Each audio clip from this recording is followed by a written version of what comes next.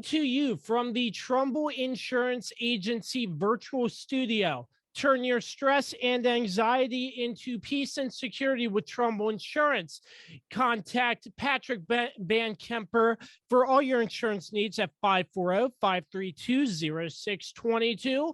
And for the rest of our sponsors, Regroup Building Services, PM Plus Reserve, Shenandoah Primitives, Dr. Dave Leadership Corporation, and Mark Francis with Icon Real Estate. This is another Kirby on Sports exclusively on the Kirby on Sports podcast YouTube page. And we have a very special guest taking time out of his busy schedule to be with us today.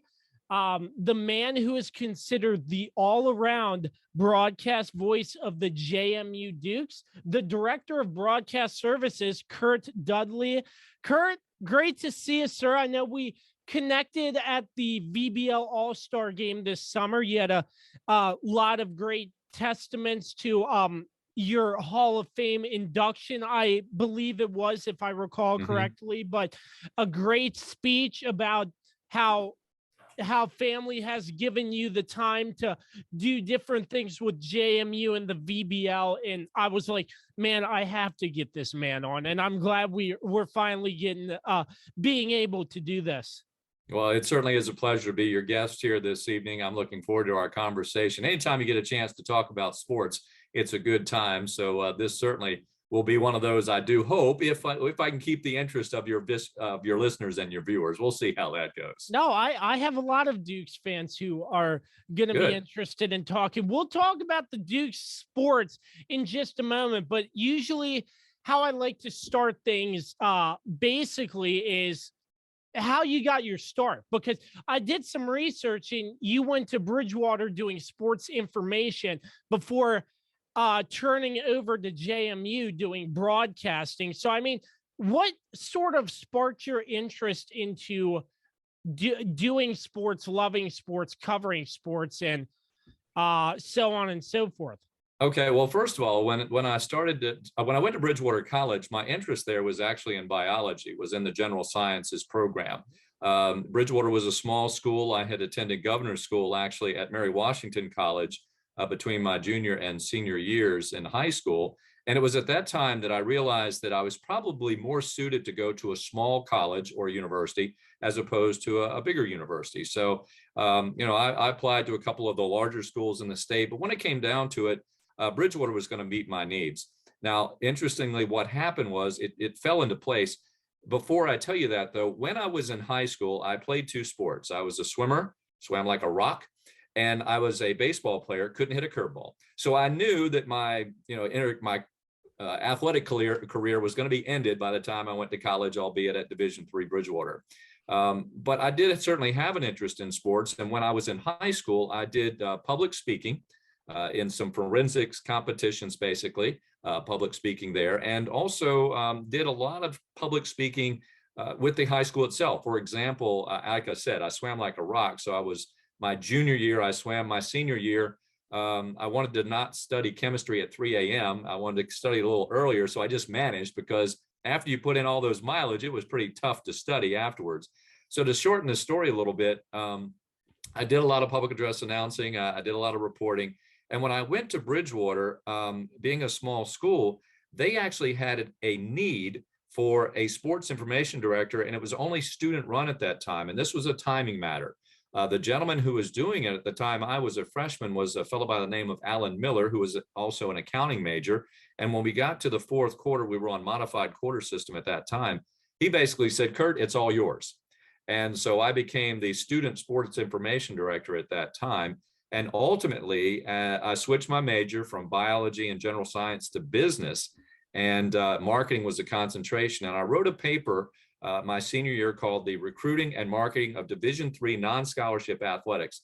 And in essence, what that was a job description to the president of Bridgewater College saying, "Please hire me. I can help you with recruiting, and I want to help recruiting from the athletic standpoint." So the director of admissions, Linda Glover, and I took that to him. We presented it, and he said, "Fine, we're only going to pay you peanuts." I said, "Fine, give me my bag, I'll go on." And so I ended up starting right away, right out of college, as the SID at Bridgewater College. another wrinkle to that, which is kind of interesting because it ultimately led to where I am today. When I returned after my freshman year, I'm from Norfolk, Virginia. And so I spent between my freshman and sophomore year down there on the beach a lot, being a bum that year. And when I came back, I had a message to call this guy at 4340331 by the name of Mike Schickman. Mike was one of the play-by-play voices of JMU athletics at that time. And he got me involved and said, hey, I need information on your football team there at Bridgewater. So I started phoning in voicers to him, previews, reviews, all that good stuff. And by the time I was a senior, he invited me to do an internship. The station hired me before I even finished the internship. And that eventually, without going any further, because it'd take me a little while, was parlayed into this situation where I am today as the director of broadcast services, albeit emeritus, as I just retired back in the spring, but I'm still involved in many regards. Yeah, I actually have the WHSV article up right now where it was announced you retired from full-time JMU sports, but you are still pretty heavily involved. But what changed from you being full-time into like, do you get to pick and choose what you do, or what did that entail when you decided you wanted to take sort of that step back at JMU? Well, quite honestly, let's go back, the pandemic has a lot to do with this. Absolutely. Yeah, it's part of the story. And generally speaking, as a full-time employee, as a director there, once I got to August 15th, it was 7 days a week from August 15th until usually the 1st of July. If you track the record of JMU athletics, baseball runs pretty deep into May. Softball runs all the way to the College World Series on occasion. And then, of course, women's lacrosse has always been very good. And there was a year where it was Memorial Day weekend, and I'm announcing the national championship, that is, up at Stony Brook, where the Dukes knocked off Boston College for the national title in 2018. So when the COVID pandemic began, all of a sudden I go from 7 days a week to, a sudden stop. Mm-hmm. And so it gave me a moment to reflect and think back. And first of all, my first concern was, will I go stir crazy doing this? And so I felt after a few weeks, I said, no, I think I'll be fine. I have a grandson now who's 25 months old. He was just born in the fall of that year. So that filled a little bit of that void. And now it fills a lot of that void, quite frankly. But so my first thought was, I'll be fine personally, not being go, nearly 24/7 JMU sports. But then several months after that, I got to thinking, well, how much longer would I like to work from a full-time capacity? And I came up with about 6 years, and 5 or 6 years, give it or take, and that would give me 40 years of service at JMU. And because I was actually, when I graduated, I worked at Bridgewater for 5 years. So I left Bridgewater in '88 and came to James Madison at that time. And it just so happened in March, this past March, Kevin Warner, who was a former student of mine, and then became the assistant athletics director for communications. So I ended up reporting to him. He calls me one Friday and he says, first of all, let me tell you this, Curt, we are not trying to run you off. That's first and foremost.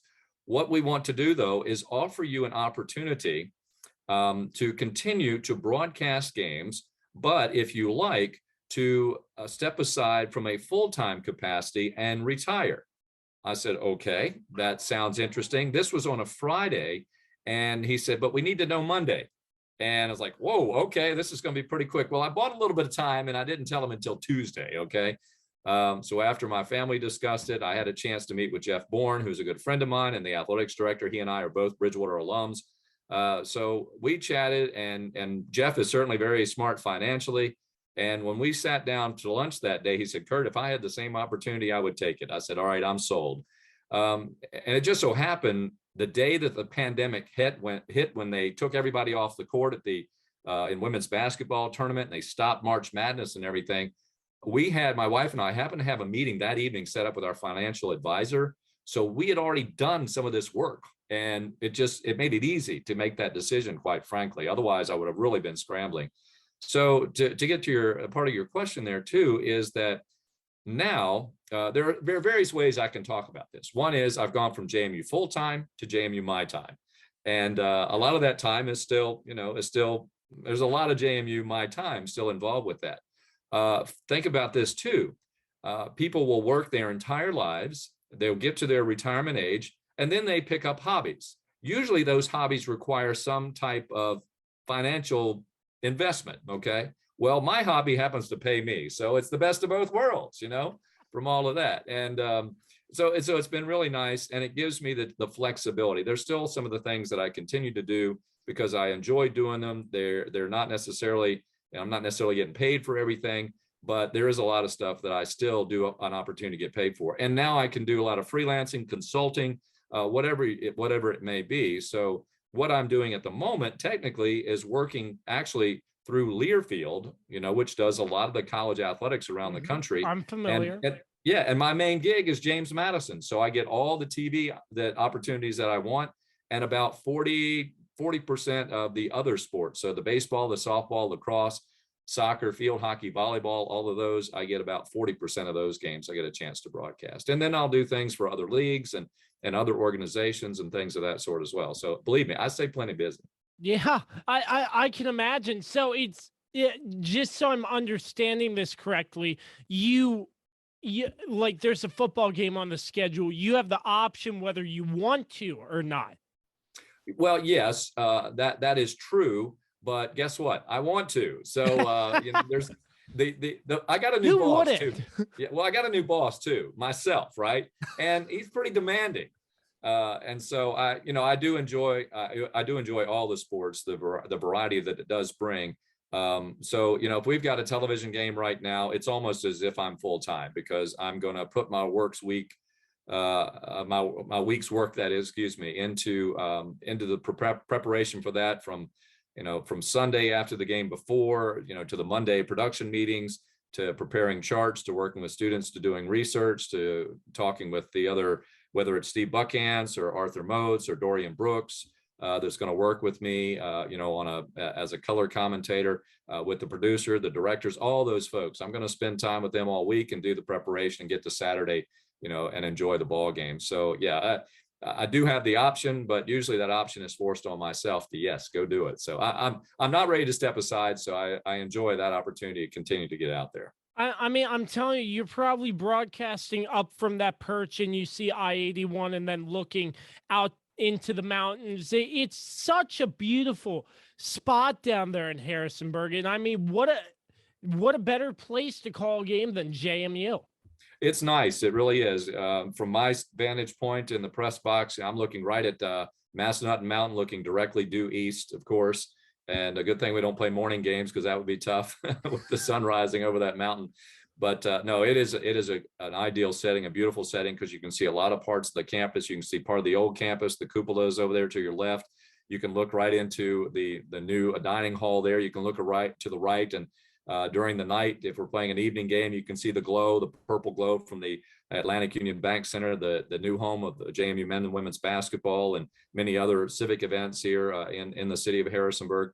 Yeah, it is a great venue. And a quick story too is, we think about the beauty of Montana, which I've never been to Montana.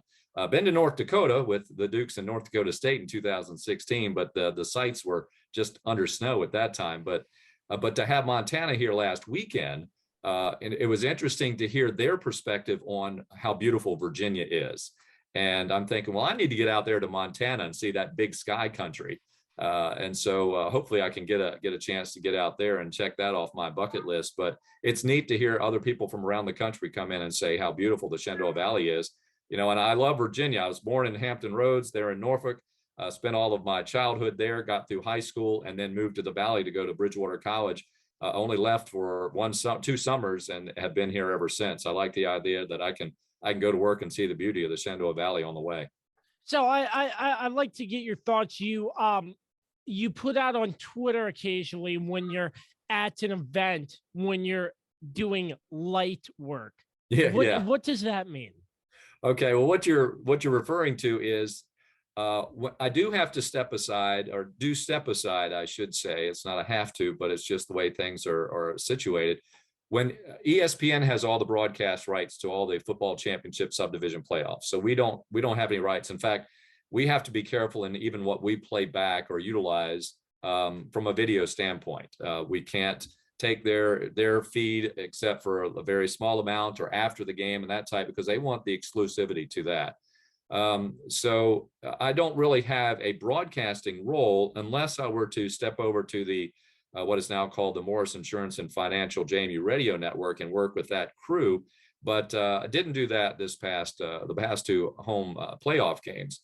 So I usually find my way or, help out where I can. And because I certainly have a long history, I've been around for 34 of the 50 years of JMU football, a long history of that, and know a lot of the names, the players that set records. And we're at that time of the season where you're watching Cole Johnson move up, career charts, and you're watching these great receivers that we have, and Chris Thornton and Antoine Wells Jr. move up these career charts. So there's all of that and just all the in-game stuff. So basically what I'm doing when I'm doing light work is, instead of doing I don't have the headset on, I don't have directors and producers talking to me. I'm not trying to get commercial inventory in. I'm not trying to work with a spotter or a producer or a color commentator. It's just me and one other guy, Chris Brooks, who is the football SID, and actually, and Christian Howe, who helps with him as well. And we're just churning out notes. We're watching the game. We're keeping everybody else informed through an inner channel. You may have heard of Slack, for example, which is one of the communication tools over the internet. So we're using Slack to, tell these guys, well, Chris Thornton just went over 1,000 yards in receiving. And that gives JMU, in the first time in the 50-year history of the program, 2 receivers with over 1,000 yards in a given season. Or when we went into Friday night's game, Cole was 3rd on the all-time single season passing yardage list, and he passed Ben DiNucci, and then he set the record by passing Vad Lee from 2014. So that is the light work, just kind of sitting back there, pumping out that data, using my own individual account, my Twitter account or Facebook, whatever, and putting out that information as well. Yeah, very nice stuff. So very great.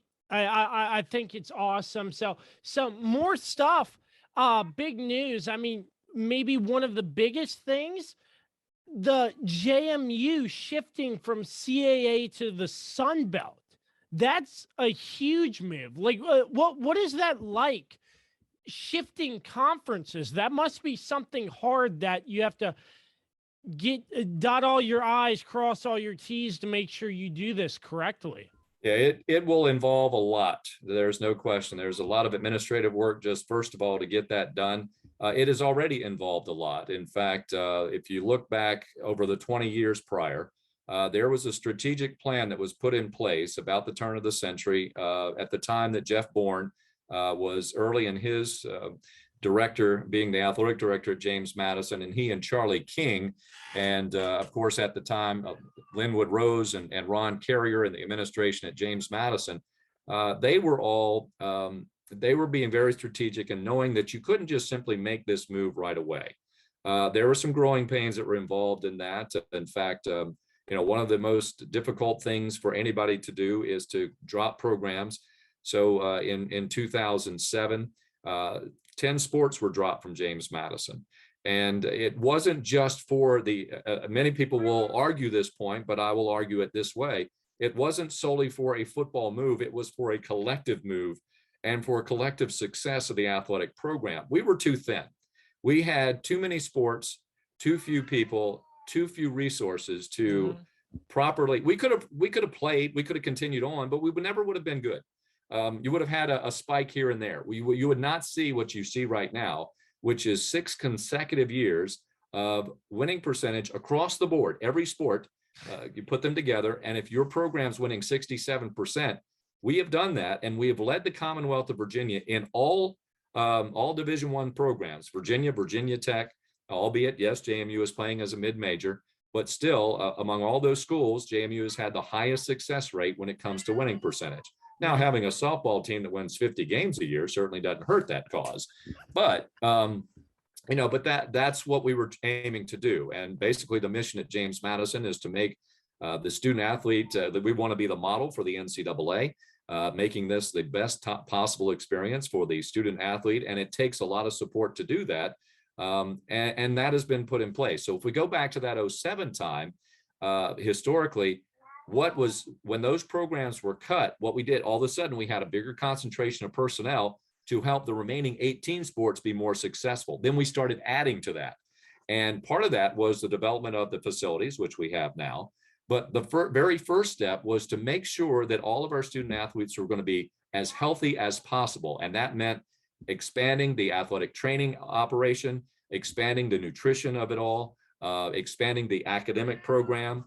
All these things came into play. And now we're seeing the fruit of what is underneath, what actually holds up this program, and it makes it for the student athletes to be successful. So it is a model program right now. Then when the Sun Belt came calling here most recently, we felt like we were ready to go. Plus, we had to get all of our finances in line. And that's apparent because during COVID, there were no layoffs, there were no furloughs, nothing of that sort. So we were in good shape. And the biggest thing was to finish our facilities. And when the Atlantic Union Bank Center was done, which is the second year in that facility, we're ready to go. And instead of jumping in too early and just, swimming with our neck just above water, we can go in waist deep and now be competitive, So that's really what it's done. And it has been a strategic plan all along. There will be some growing pains over the next couple of years. We understand that, but we feel like we're in a very good place to jump in here and go head first. Yeah, so with this move, obviously bigger competition, but what you're saying is JMU is ready to take on that challenge. And do you think they will be successful? I mean, obviously you touched on the growing pains, but do you think they will be successful in years to come with this Sun Belt Conference? I do think they'll be successful. Actually, I think the Sun Belt Conference is going to be very successful. I think this is a great mutual partnership because it's really got me excited about it. At first, 5 years ago, I wasn't ready to make that move. I didn't think we were ready to make that move. But when this time rolled around, we felt like, all right, this is it, because you're looking and seeing what is also happening at the other leagues. I always felt like maybe the AAC, the American Athletic Conference, would be a good fit for JMU. But even the changes that conference has undergone, it doesn't provide the same type of peer institution. You've got quite a mixture of state and private schools. And what we've got with James Madison and all those other Sun Belt schools now, they are large state institutions. So none of those are private, which does make a bit of difference. And they all have there's an academic aspect of this too, in what all the ambitions are for each of those schools. And that goes to, what you provide as research institutions. And there are some accreditations that go with that. So, and the other thing, which, Jeff Bourne spoke to during the transition or the announcements of all this, is that all of these programs have the same desire to sustain a high level of competition. And there is, the CAA has been a wonderful spot, I think, for JMU, but the Dukes have quite frankly outgrown it. What we do from a video standpoint, we have outgrown what the CAA is offering. I think the CAA could still be very successful, but it's going to be at a different level. It's going to be at a different mid-major. And so JMU was ready to make that leap. And we were coming up against some things that were just pushback, just because nobody else could, or many of the other schools couldn't keep up with what we were trying to do. And we understand that, but our plan is one way, theirs is another. So great. It hasn't been the best of splits because the student athletes don't get a chance to compete in the championships. And a lot of people don't think that's fair these days. And so, you do have that, but I do think, I definitely think, and we will go through growing pains. There'll be a year where, we don't get bowl eligible, maybe, who knows? But we certainly like to think that we can win 6 or plus games every year. And can we be a Cincinnati? Can Cincinnati be a Cincinnati 5 or 6 years from now? We'll see. We've seen programs come and go like that too. So I don't know that we can't be in Alabama, I don't think, until maybe 50 years from now. Who knows? But it is exciting for this. And I think we will see we've already got a high level of student athlete coming to JMU. And I think this will heighten that even further. Absolutely. I mean, looking here, I'd like to shift to football. Once again, the JMU Dukes are facing what seems to be a team they always face in the playoffs, the North Dakota State University Bison in the Fargo Dome.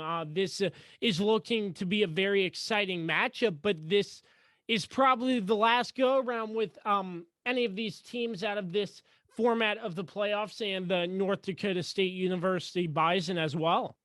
Oh yeah, no doubt. And we're calling this the final run because we will not be eligible for the FCS in the fall. We hope to actually play a complete Sun Belt conference schedule in the fall, and that's some doing. You've got to untangle a lot of schedules and put them back together again in a very short period of time, and that can be difficult even in a longer period of time.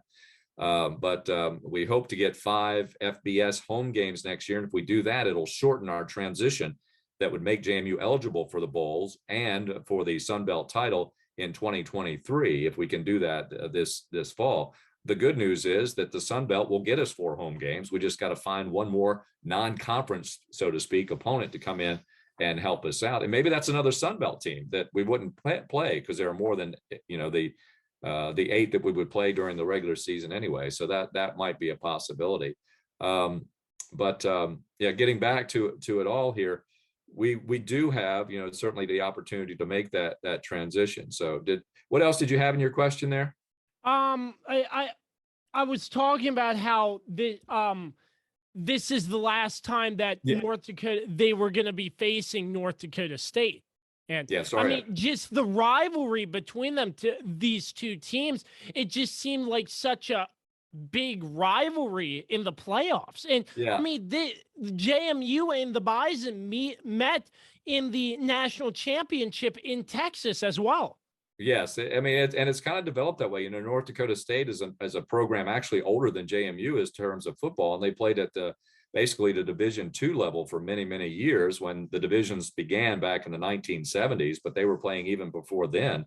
And then decided, okay, we're going to make this leap. And they figured they were sort of like, even a longer stretch, sort of like what JMU has done, is well established as winners, and then make that leap. So you're ready to get into it. And they came in just, loaded for bear or bison, as the case would be, to compete. And they certainly have been one of the most dominant programs in the FCS through the last 12 years.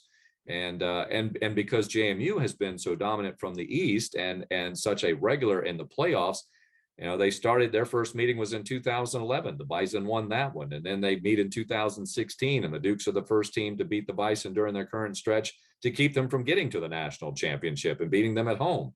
That hasn't happened in the playoffs since. So, North Dakota State wants to get the Dukes there because they want to get a little revenge like the Dukes got on Montana last weekend, because Montana kept JMU from returning to the national championship in 08. And at that time, we thought, because we had Rodney Landers at quarterback, will we get there again? And, we got a little flat and didn't make the playoffs, but once or twice during that time. And now we're here in it 8 consecutive years. So it has built to be a good rivalry. FCS football is good football, particularly at the top level. In the top 25, it's been pretty good football. And it's a little different, I will confess, than what it was, say, in the 1990s. And I've talked with a lot of alums from those days, and they bring that up too, because at that time you had teams like Georgia Southern and Marshall and App State, and they were all very good programs. And when they went up to the FBS, it did dilute things to a certain degree. And you've got more scholarships out there because more programs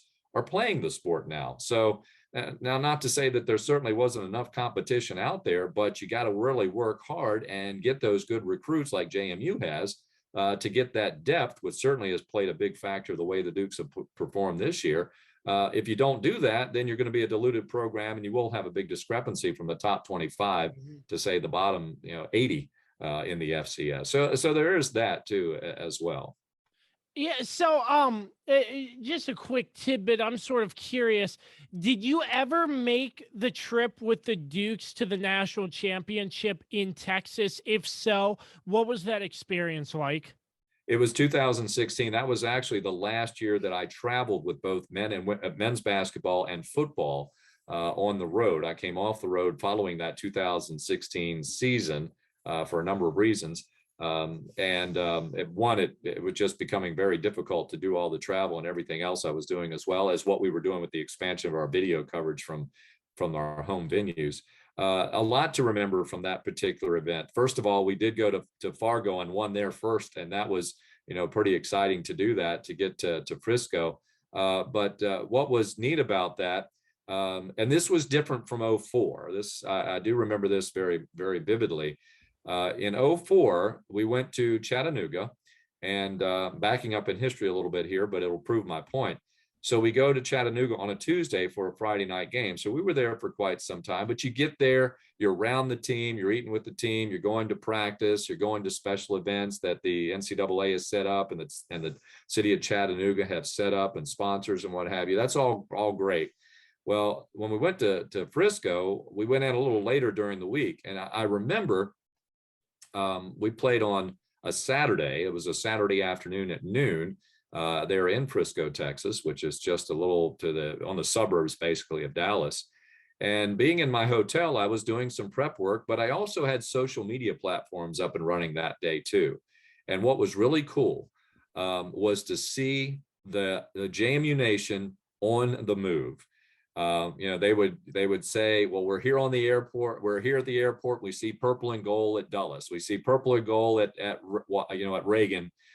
There's a bunch of purple and gold leaving from Philadelphia, and they would get on a plane and they'd say, hey, the pilot, and they're tweeting all this stuff out. They're putting it on Facebook. So you could feel the nation closing in, the purple and gold compressing coming into Frisco. So that was the first thing that I noted. And then you knew when they were all coming in. Of course, they've got all these other little events planned throughout the day. And with the Dallas Cowboys being there, of course, and Charles Haley, one of the more famous of the JMU football alum, who certainly played for the Cowboys and was the first before Tom Brady to win 5 Super Bowl rings. So he was there as well. And so we got a chance to practice there at Frisco at the stadium where the game was going to be played. But we also, it was really neat. We had made arrangements to go to the Star, which is where the Cowboys do their training. And we actually kind of snuck out to get there. The NCAA didn't want us to go because they felt like it was an advantage to us, and not to Youngstown State that year.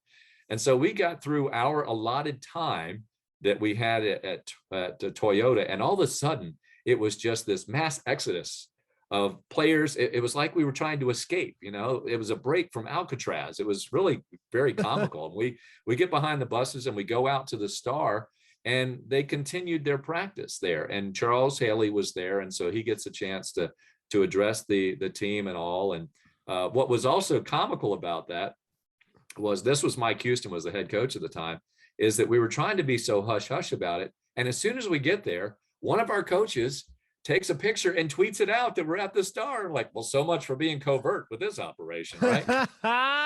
Yeah, so that all goes. And once that happened, it's like, well, the cat's out of the bag. We might as well go ahead and, tell everybody we're here. And so we did. And there was another grand event there at the Star for our fans to enjoy as well. Another little story about that too is they had the night before, that Friday night before the game, there in Frisco, Frisco's a booming town. I mean, it's a lot going on there, and very short distance from our hotel was a lot of restaurants and big open space restaurants and what have you. So the Alumni Association had something going on, all these parties going on. And what was really neat for me, one of the things that attracted me to JMU in '88 was the Dukes were 5 years removed from the College World Series on the men's side. Brad Babcock took the '83 team to the World Series. And that really intrigued me. That was really why I wanted to go work at James Madison, was to work with the baseball program at that time, because I was the baseball SID. And so through the years, I got to know those guys who played for that '83 team. I knew a couple of them already, working with the Harrisonburg Turks, in fact. And then, but there were others. And so doing the media guide and updating their notes and watching these guys like Eddie Kim and Chris Cochran and Dan Meyer and all these guys move up these career charts. I got to know all these names and ultimately all these guys, and eventually through social media reconnected with many of them.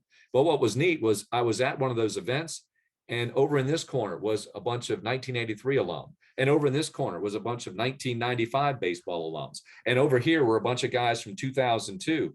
They had no idea that they were all baseball alums under the same roof at that time. So I'm like, hey, dudes over here, there's your alumni over there. So I was like the alumni director, traffic director, of trying to connect all these people that had a commonality which whether it was baseball or lacrosse or soccer or whatever it was, I knew all those folks and got to put them together, which was a really unique experience. It was a lot of fun to do that. It was just a fabulous night, of course.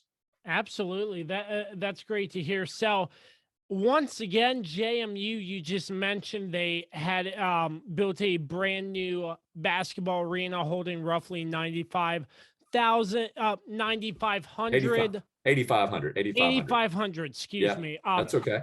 Atlantic Bank, what was it again? Atlantic Union Bank Center. Yeah, I mean, it looks beautiful. And what a way to christen it, by a court storming after beating UVA basketball. Yeah, it was neat. That game was supposed to take place the previous year, and it just missed by 2 weeks. The chance when they started to play basketball again. You may remember that in 2021 they actually did play basketball that season, although it started late, among the NCAA. And we opened the Atlantic Union Bank Center that fall. But to only 250 fans topped out. And that was usually mostly fans and friends and family of the players and the organization and certain administrators. So it wasn't certainly at full capacity, no doubt about it. And I remember broadcasting and that year I did so from the concourse level. I stayed as far away. I'm not a real it's interesting. I'm in media, but I'm not a real invasive type media person. I kind of like my broadcast. I let the game come to me instead of jumping all over it. And so it's just my style. But so I didn't get to know the players that well last year. I did hang around the coaching staff a little bit, but the players, no, I stayed away from them. I didn't want to be the cause for an outbreak or a case that they had shut down, and we had enough of that already. Mm-hmm. So that was last year, but all last year I was telling folks and saying during my broadcast, this is a great place to broadcast from. This is a great place to work from. And it was as if we had a brand new present, and they were only allowed to just open up the box and peek inside and see what it's about. But you have to shut it up and close it up for another 8-9 months before you can really rip the lid off and see what's inside. So we couldn't get the Virginia game scheduled for the official opener, but we did play a few games there. But Virginia was obviously the marquee game to be played there this year. And, it is like you have a couple of dry runs, a couple of test runs, if you would. Yeah, we had some official games there, but we had a lot of time to get things right there. And then when we had 8,439 fans there for that game against Virginia, and to beat the Cavaliers and for the game to play the way it was, where JMU was down early, Virginia's pack line defense looked like it was going to be the difference, and then the Dukes go on a 22-4 run to close the final 12:45 of the first half. You knew Virginia was going to have a run in it, but to respond and retake the lead and to get big shots at the end, I mean, it was a magical night. And still kudos to Tony Bennett, a class act. You can't help but root for the Cavaliers when you got a man like that leading your program, even if they're your opponents from across the mountain. But we thank him for what he did for college basketball and what he did for James Madison by bringing the Cavaliers over here. I'm sure we're going to play them again, in the future, maybe back over at the JPJ. We'll see how that goes. Like to get Virginia Tech in town. Like to play a lot of teams around the Commonwealth of Virginia. Some great basketball. And I mean, you go back to the old CAA days when most of the teams were from the Commonwealth. That was some good basketball in those days. No, absolutely. And like you said with Tony Bennett, the press conference after, he wasn't upset. He was praising the JMU Dukes because of what they did to beat the UVA Cavaliers. And I can't say I've seen that, if at all, ever, Curt. And it was just crazy. And it must have been gratifying for JMU to hear Tony Bennett praising the JMU Dukes and what they did to beat a top-tier program from the ACC in the UVA Cavaliers. So, I mean, Tony Bennett, hands down, what a great head coach. He is a wonderful head coach and obviously a first-class person. And you also, by doing that, I think that says a lot about his confidence in his ability and his team and his program too. I think sometimes when you don't show that sportsmanship what you're doing is kind of giving a little inward signal to, I'm not sure if I can get this done, or you're afraid for what's going to happen to your program. And unfortunately, I think there's more of that. It's competitive. I understand that. I'm not a head coach. I couldn't stomach the fact that if my team lost and I can't go to sleep until 4 o'clock in the morning because I got to figure out how to beat the next team. That's not the lifestyle that I wanted to lead. And kudos to those who can. And it's a high pressure situation, I know. But to see somebody like that in a high pressure situation, to show his confidence of his program and to praise those who have beaten him, that's good sportsmanship. I wish it were more like that across the board, but we know that's not the case in life in many regards. And it'd be very refreshing to have more of that in many walks of life, in fact. Yeah, I heard after the game that there were some like post-game chats, and they were like, "Hey, thanks for playing us," because Tony Bennett said his team didn't have an opportunity to play any big schools. So it must be very important for teams like JMU to get together with these bigger teams. I mean, not that JMU's small, because they are growing and rising, but still something like that, just a simple thanks for playing us, that must have gone a long way also. Well, I think so. We're JMU. We hope that we're being very appreciative of those opportunities, and in a college environment, that's the best you can ask, is the opportunity to do that, and then to try to be successful at it. There's some things I wish some of the stuff that was chanted didn't get chanted. That happens across the country, doesn't make it right. I think that's more of a comment on maybe our civil discourse at times. But that's historical, that's cyclical. It happens. I know it's not unique to our current modern times. It's more, it comes from the past as well. Mobs will be mobs, I guess, but it still was a good night and a lot of fun. And even in that case, Tony was very understanding about those situations. So it was a good quality. Every once in a while, you get those quality evenings that are memorable. You make memories, and that's what Mark Byington liked about that situation, is that the JMU fans, they will remember this game for many years. JMU fans that I know for many years that were there for the Midnight Madness game against Richmond when Lefty Drizel was the head coach, they're comparing that night to this most recent night, and that's a very good description. The only difference is the game tipped off at 6:30 p.m. instead of midnight. That's the biggest difference in that. That both, but yet, as far as the atmosphere, the electricity, that was definitely all a part of it. And I'm happy to also say that that did carry over a bit, not the same volume or the same voltage you would during Saturday night's game against Radford, but it was a good crowd against Radford, and the Dukes needed that crowd because they had to overcome a 14-point second half deficit to win it. And the student crowd was superb in that one once again, and did an excellent job in providing a lot of energy along with the Dukes. Oh, absolutely, 100%. But I mean, this show would be kind of wrapping up, but you just don't do JMU in your off season for JMU, so to speak. In the summer, you're around the Harrisonburg, the Harrisonburg Turks out of the VBL. I mean, I started becoming a huge fan of the VBL in the Shenandoah Valley this past year. And I mean, obviously, I'm local from Winchester, and I'm 5 minutes away from Bridgeforth Field where the Royals play. And I'm like, man, $5, let me watch some baseball. And it's good quality baseball. And it's not like it's like an in-between between the MLB and the minor leagues. And it's just fun to watch. And you afterwards, like, the players are so approachable, and it's like, hey, good game out there and whatnot. And the VBL, I've come to grow a great interest into it.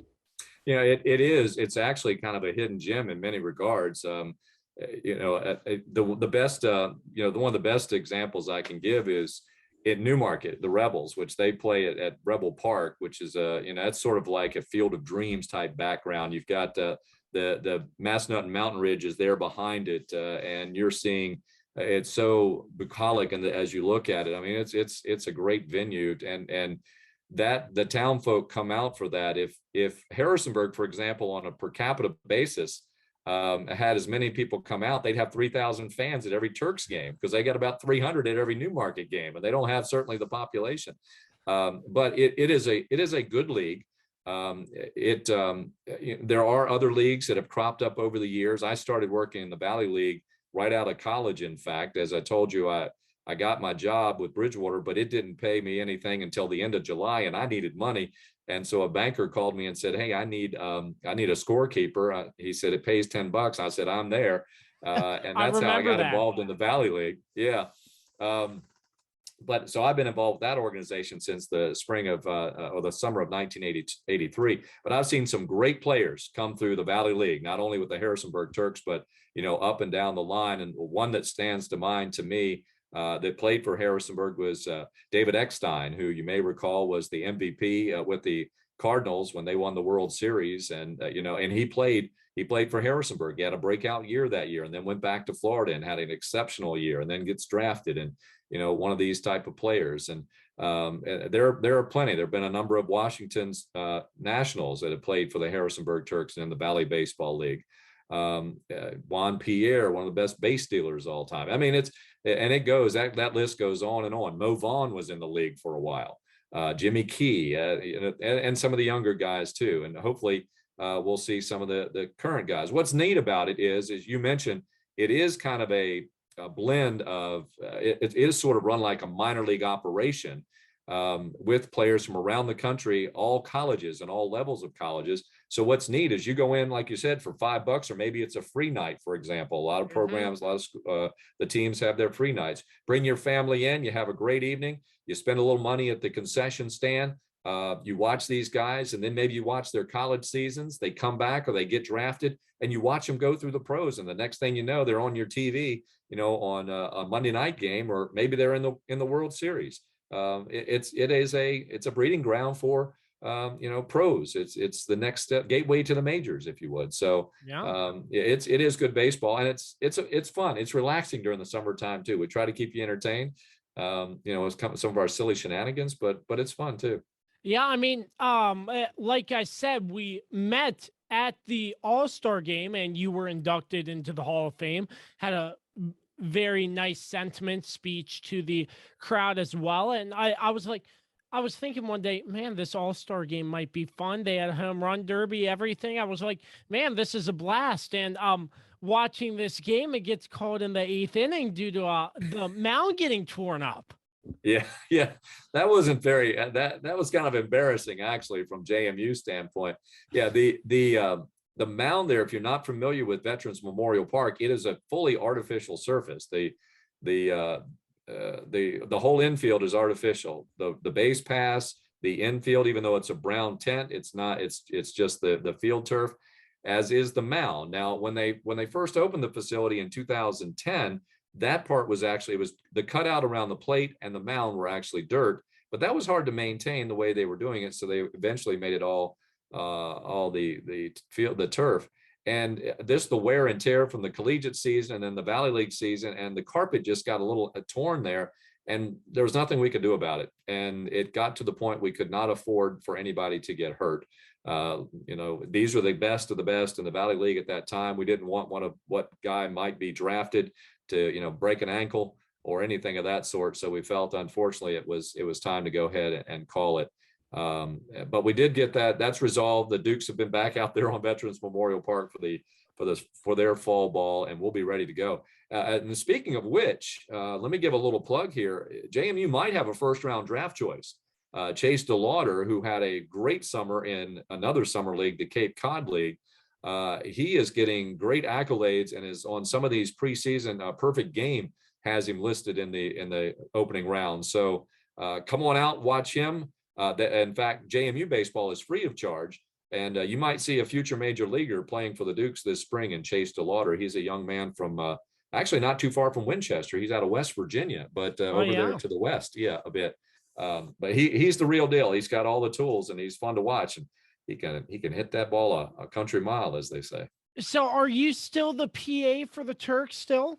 Yeah, I still do that. I've been doing the PA since started doing that in '87, around that time, full time. Arnold Felcher was the PA public address announcer when I first started, but he passed away. Then Mike Schickman and I shared the duties for a short while. Then I picked it up from there. Another thing, and I mentioned this during my Hall of Fame induction speech there that evening during the All-Star game, is I've worked with a lot of student athletes, as baseball players, to get to know them through the years, a lot of managers and personnel throughout the league. But one of the nice things that is also on the side is working with a lot of JMU and Bridgewater and other students from other universities who live particularly in the Shenandoah Valley area, who have come in and interned with us with the Harrisonburg Turks if they have an interest in this field. And a number of them have either stayed in this field or have gone on to other sources of work. One that my most recent, Allie Barefoot, for example, she's now working for the NBA. And then let's see, some others that I have gone on to work in a variety of other news agencies as anchors, morning anchors, and what have you. So Bree Berry is one that comes to mind. She's now an anchor down in the Houston area. So so that it's been a pleasure to watch them develop academically and then put them into internships and practicum experiences, and then take that and springboard into a profession, much like I did way back when. Absolutely. Don't forget about our sponsors, Patrick Bankemper with Trumbull Insurance. You can contact him at 540-532-0622 for all your insurance needs, and the rest of our sponsors on the back right here. Curt, it's been a lot of fun with you, sir. Is there anything big planned for you and JMU in the next couple of months? Well, we've got a little bit of a break here with the holidays, which was kind of unusual. Normally the basketball teams slip in a home game here or there, so they don't play again until January. So right now, I'm actually, my plans are to get ready for the spring seasons. I've got some scheduling to do to get a little bit of a jump on the Duke's opponents that are all out of the CAA. They'll start that schedule in January, even though they're not eligible for the postseason, but we're getting ready for them. And of course, this football run. So hopefully football can win at North Dakota State on Friday night and get back to Frisco in early January. And then I also return back into the classroom in January. I've been out for a year, but I'll get back to teaching again come January in the sports communication minor that we do have there. Oh, wow.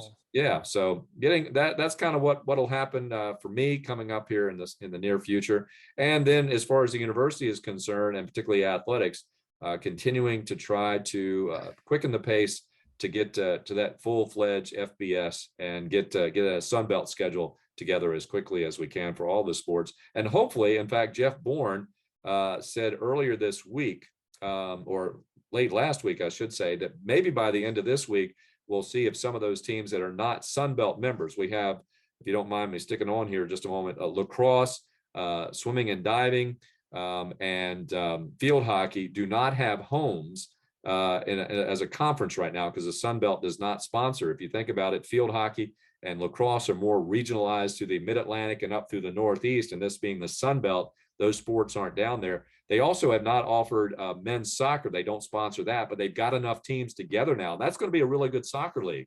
Marshall, which is the reigning national champs, will be a part of that.